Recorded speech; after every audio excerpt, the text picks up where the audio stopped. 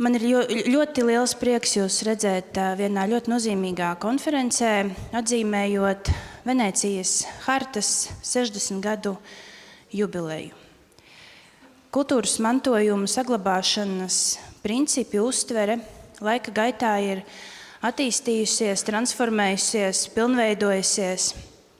Un tāda, kāda viņa ir nonākusi līdz mūsdienām, kādu mēs viņu redzam un saprotam, tā ir daudzu 100 gadu pieredze ar vairākiem uzslāņojumiem.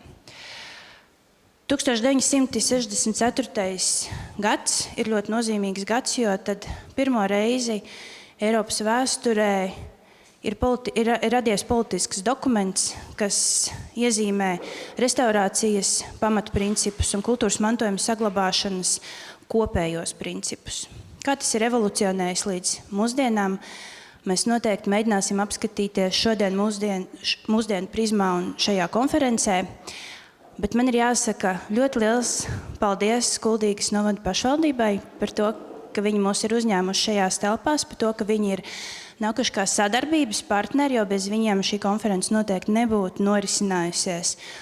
Un arī vieta Kuldīga mums ir ļoti nozīmīga, jo pagājušā gada septembrī Kuldīga kļuva par vienu no UNESCO aizsargājamām vietām. Tādēļ es aicinu sev blakus uz uzrunu Kuldīgas novada domes priekšsēdētāju Inesu Astaševsku. Jāatrod, kur stāvēt, tas staps te tā priekšā. Labdien visi klātesošie! Esiet sveicināti pie mums Kuldīgā. Tiešām priecājamies, neskatoties uz to, ka laikapstākļi ir tādi, kā piestāv rudenim. Es zinu, ka šī diena būs saulaina un enerģijas piepildīta. Pašvaldībām ikdienu ir funkcijas jāveic vairāk kā 30. Un tas ir gana apjoms, kas mums ir ikdienas rūpes, ko mūs aizņem, bet neskatoties uz to, mēs spējam atrast gan laiku, gan enerģiju, neslēpsim arī finanses tam, lai nemitīgi rūpētos arī par mūsu kultūras mantojumu. Arī mums ir bijuši izaicinājumi, neviens vien. Ir nācies reizēm arī pieņemt nepopulārus lēmumus, bet to, ka nezaudējam šo fokusu uz to, apliecina jau iepriekš minētais fakts, ka gadu atpakaļ mūsu Kuldīgas vecpilsēta tika iekļauta UNESCO pasaules mantojuma sarakstā. Un šobrīd, vairāk kā jebkad, mēs apzināmies tās vērtību un to, kāda atbildība tiek gaidīta no mums.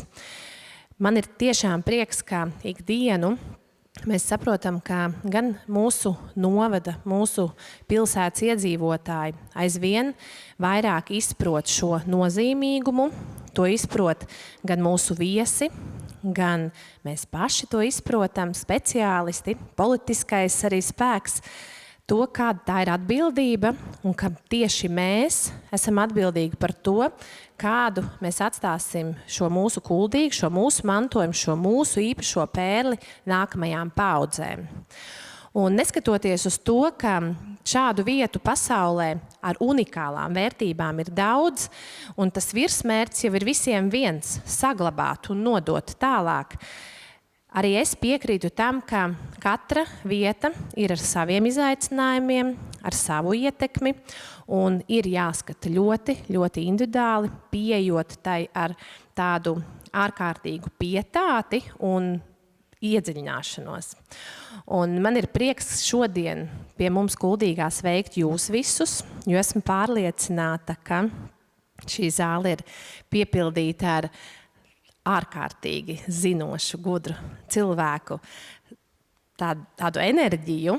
Un šī diena, arī es novēlu, lai šī diena nes mums katram ne tikai zināšanas, teoriju, lai mums katram izdodas atcerēties iespējams kādu aizmirstu lietu, bet pats galvenais, lai katram kaut kas aizķerās, ar ko mēs dodamies mājās, katrs uz savu vietu, no kuras mēs nākam, un varam to pielietot tālāk praksē.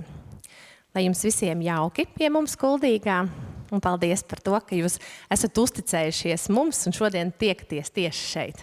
Lai jauki, paldies!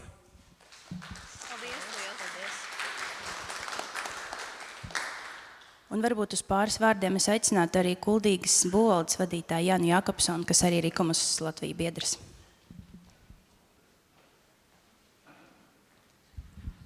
Labdien!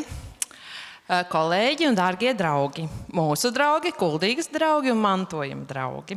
Tātad mēs katru gadu Kuldīgā diskutējam par mantojuma tēmām zinātniski praktiskā konferencē, un arī šogad, pateicoties Ikomas Latvija, mēs esam sanākuši tādā plašākā pulkā ar plašāku kontekstu un arī starptautisku kontekstu diskutēt par Venēcijas hartu, bet tas jau nav tikai dokuments, par ko mēs diskutēsim. Mēs diskusēsim par principiem, kā atjaunot, saglabāt, turpināt mūsu mantojumu vietu, ko mēs jau šodien uzsveram un droši vien uzsvērsim vēl un vēl, jau pasaules vērtību. Es gribu teikt, ka šajos dokumentos, ja mēs skatāmies tā vispārīgi, tad tā ir viena lieta. Ja mēs koncentrējamies uz katras vietas konkrētām vērtībām, tad tas jau ir individuālāk. Un arī vēlāk pēcpusdienā es jums, ja būs labi laikapstākļi, pavadāšu.